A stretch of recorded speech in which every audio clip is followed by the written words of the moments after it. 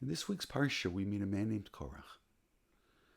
I don't want to use this in a pejorative sense, but Korach sounds very much like a politician. Okay, perhaps I did mean it in a pejorative sense. He's a popularist. He says things to sway the crowd.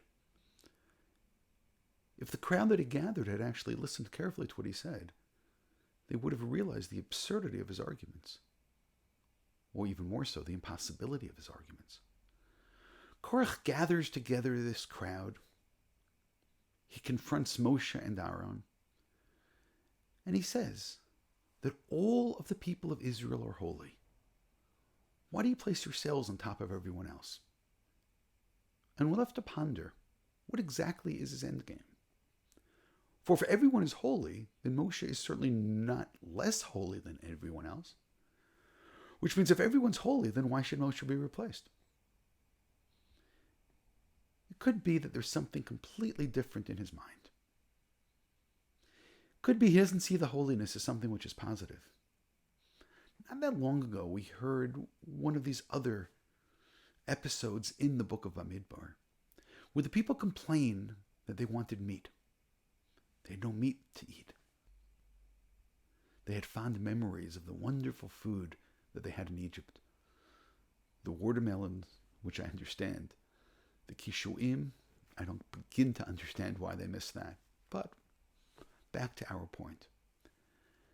They missed the food in Egypt and they wanted meat. But the truth is, meat was available.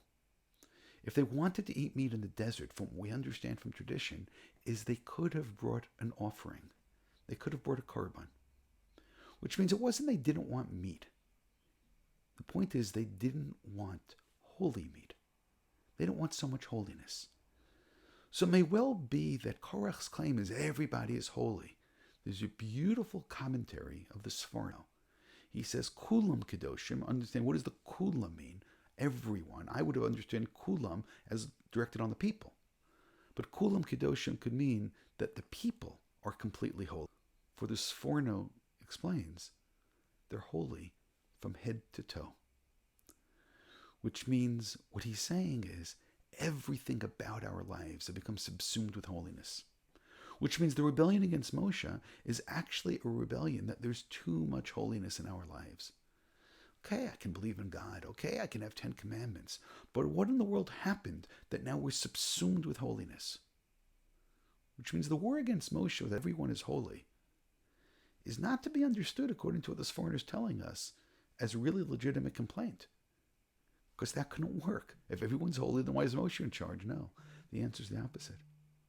That there's too much holiness over here. Moshe is too holy. Aaron is too holy.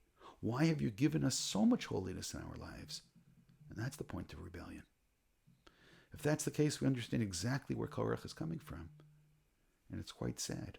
The Jews who did stand by Mount Sinai, the Jews who did have so much holiness in their lives, now left complaining how the laws which they have upon them affects them in every area of their lives from head to toe.